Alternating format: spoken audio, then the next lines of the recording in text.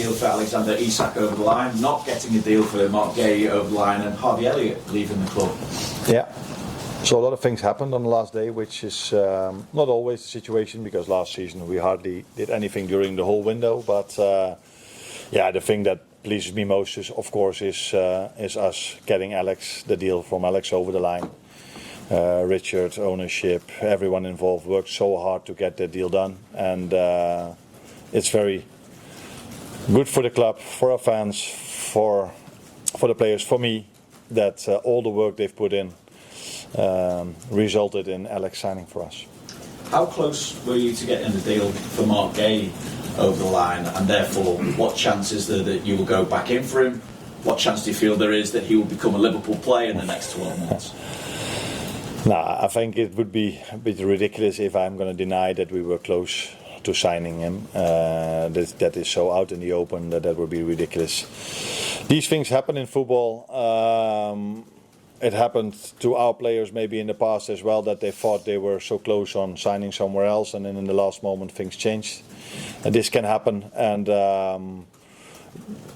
for me, we would have liked to sign him, of course, because we were in for him, and he was, like I've said many times, if we can feel we can strengthen the team with a chance in the market, we never hesitate to do so, and that's what we try to do. But we played 1 or 2 days before we played Arsenal, where Ibu and Virgil played an outstanding game, and Joe came in 20 minutes before the end, Joe Gomez, and did outstanding as well. With us signing Giovanni Leoni, who had his first international call-up, and Ryan and Watto that can play there. So it's not like all of a sudden we don't have options in that position anymore. It's a pity, but not only for us, but also for the player, I think. But he's in a good place, playing at Palace, where he won the Charity Shield and the FA Cup with a very good manager as well. So let's see what the future brings for him and for us. Just to push it out, would you be thinking January or next summer? If I'm thinking anything, you know that what I think. I don't tell you, but the thing I think most about is Burnley at the moment, I can assure you. With that in mind, how ready is Alexander Isak to play for you and make his debut against Burnley? Because obviously he got his first minutes playing for Sweden against Kosovo. But I also got to ask you as well what you make of the criticism he's received over the way things ended at Newcastle, and what kind of impact that has had on him, if anything at all.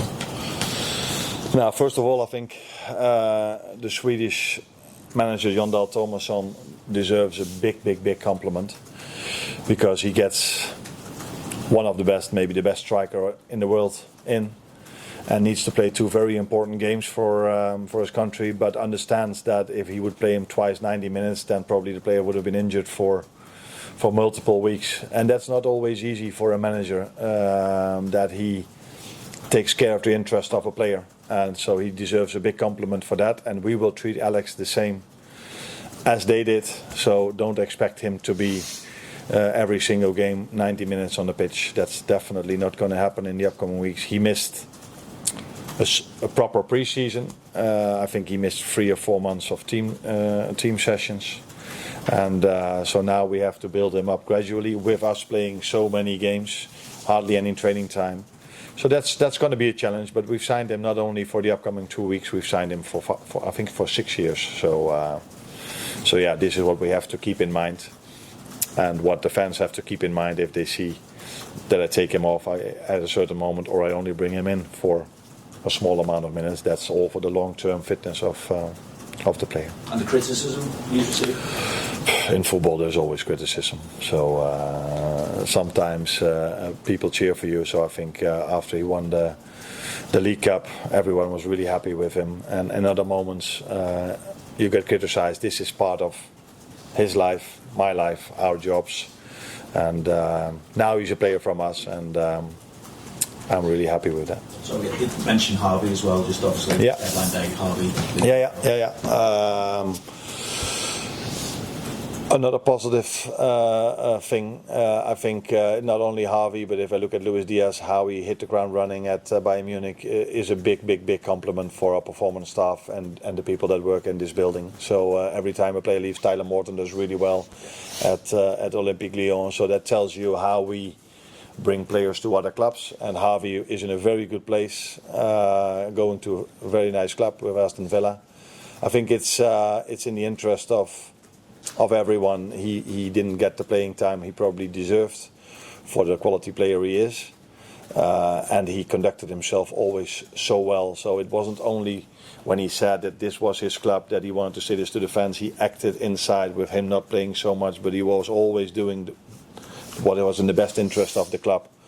So he deserves a big compliment for that. I know everybody always talks about Mo and Virgil and the others if we win the league, but players like him were definitely also the reason why we could win it, because he always was positive, and if he had to play 5 or 10 minutes, he helped the team. And in every session he did, and that is partly the success of a team, that the ones that don't play that much have the right mindset. And I think he's completely ready now to show the quality he has at Aston Villa. Arne, when you look at what Isak brings to the club, aligned with Mo and Ekitike and Wirtz, Gakpo, do you feel now you've got a core and variety in your squad to change games should you need to? Yes, I do feel, but if the question is that the first time since you're a Liverpool manager, then the answer is no, because last season I could change games around with Diogo, with Darwin, with Lucio, with those 3 players that are not one for the reasons we all know, the other 2 that were sold.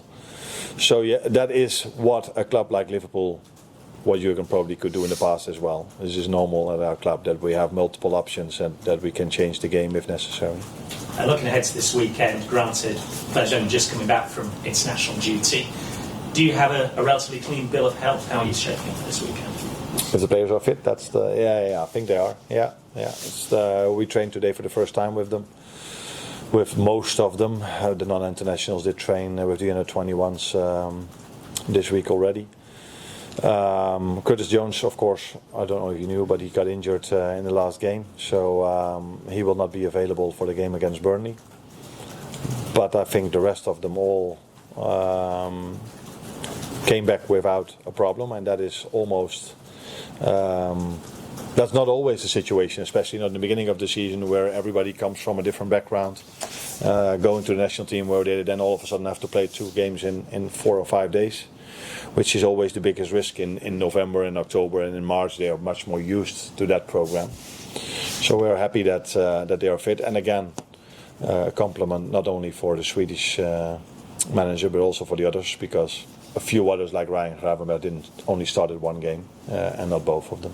And in terms of Burnley, obviously they got promoted last season.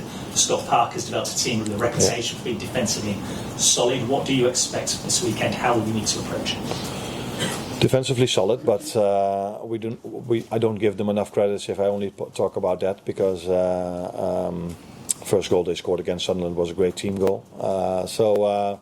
Good team, but yeah, like all the others, we know.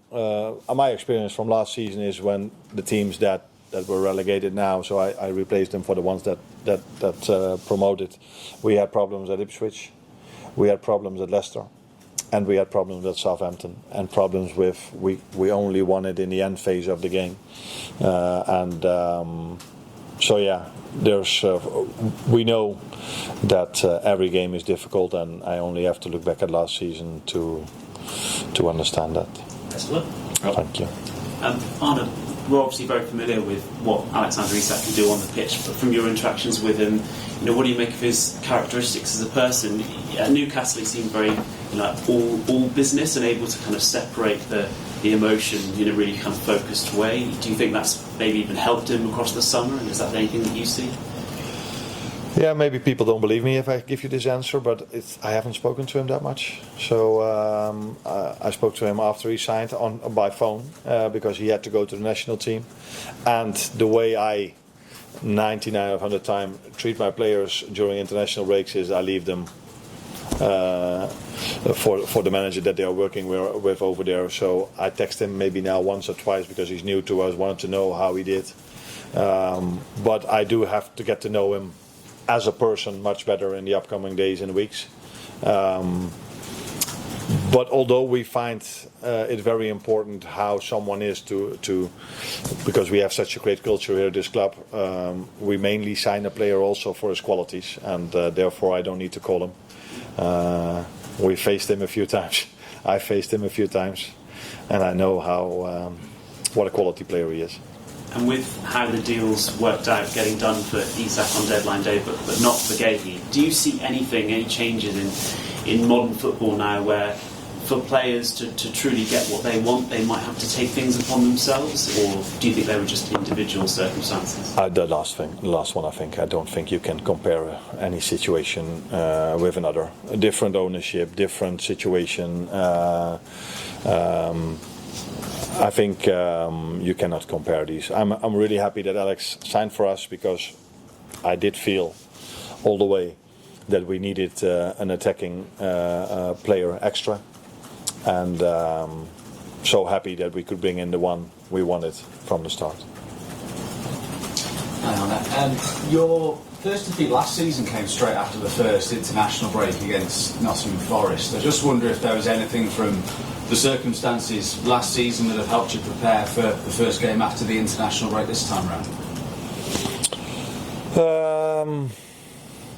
Now, if there's anything I've learned from that, then we implemented that already last season, and I think it was the only time that we lost a game after the international break. But it's always difficult. You never know what is exactly the reason. At that moment of time, I was maybe a bit focused on us, the first one after the international break. But looking at the season Forest had after that, I think it has much more to do with their quality than it had to do with the first game after the international break. And I just wondered how Chiesa has reacted to not being selected in the Champions League squad. Of course, that is one of the most difficult things you have to do as a manager. For a player not to play is not always easy to tell him, but not to be in the squad is always more difficult. And I just explained him why we made this choice, and of course he wasn't happy with that, but I think he understood my arguments. That's not to say that he agreed with them, but he didn't tell me, by the way, that he didn't agree with them. But he gave the answer you want to hear from a player, that he will be there to help the team in all in the cups and in the league, and that's one thing to say. But I think he also showed this because he wasn't selected, but he worked really hard in these days to be ready for the upcoming games, and that is even more important than what a player tells you. Thank you. Well, last question, please. Hi, Arne. You scored more goals than any other team in the league this season without creating a massive amount of high-value chances. If you look at the expected goals average, I think it's just over one a game. Against a team like Burnley, who appear to be really happy to concede possession, how do you make sure that your time on the ball is as efficient as it can be? To implement as best as possible the way we want to play, but in the end the final third is mainly for we do certain patterns, that's also clear, but it's also a form of the day of our wingers mainly, because you end up, because of their playing style, mostly on the side. So the better they are, the bigger threat they are, the more chances we will generate, and then it's 9 out of 10 times also about the score. Because if you can score an early goal, that normally helps you in a game like that, and if you don't, or even worse, you concede a goal in the beginning, that gives even more energy to the other team. So there are so many factors going into a game like that. But as always, we are hoping that our attackers can make the difference, and that's what they have to do every single game, attackingly, but not only attackingly, because if we lose the ball and we're really good in our counter-pressing, that can generate chances as well. So that is for me the biggest lesson of our game against Arsenal there, where in the first half we weren't front-footed enough in terms of our pressing, and in the second half we were.